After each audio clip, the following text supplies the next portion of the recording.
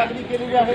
आज महामंडळामधल्या बहुसंख्य बलाढ्य संघटना 14 संघटना एकत्र येऊन मुख्यमंत्र्यांकडे नोटीस दिल्यानंतर 7 तारखेला आमची बैठक झाली। बैठक झाल्यानंतर मुख्यमंत्री महोदयांच्या समोर आमचे प्रश्न सगळे उपस्थित केले। आमच्या अडचणी, आमचं वेतन 2000 कसं 2016 पासून कसं वाढलं पाहिजे आणि 1996 पासून एसटी आजारी असल्याचं कारण देऊन आम्हाला कशा प्रकारे वेतनापासून वंचित ठेवले, हा सगळा आजार मुख्यमंत्री महोदयांच्या समोर आणि दोन्ही उपमुख्यमंत्री महोदयांच्या समोर केला।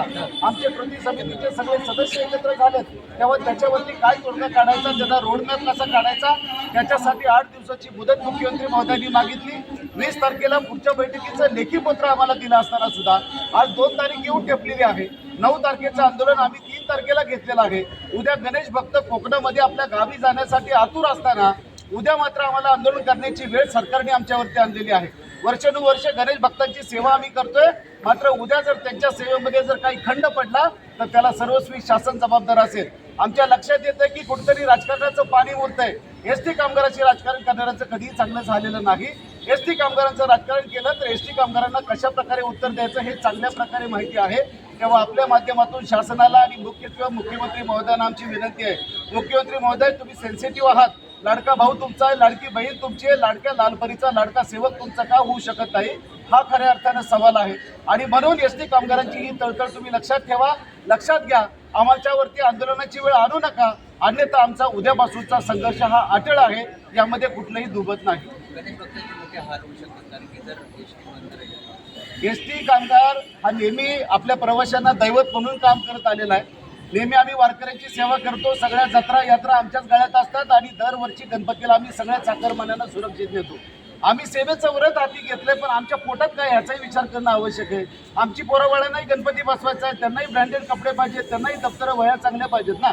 आमचं वेतन सुधारलं पाहिजे आणि म्हणून हा आमचा लढाई। उलट माझा कोकणवासियांना हात जोडून विनंती आहे की आमच्याकडून थोडी गैरसोय झाली तर आम्हाला माफ करा, तुम्हाला देव समजून आम्ही काम करत असतो, पण तुमच्याकडून सुद्धा सरकारवरती दबाव निर्माण झाला पाहिजे की या खाकी कपडेवाल्याची काय नेमकं दुःख आहे हे समजून सरकारने आमचं वेतन हे राज्य सरकार एवढं केलं पाहिजे, अशीच भावना आमची या निमित्तानं।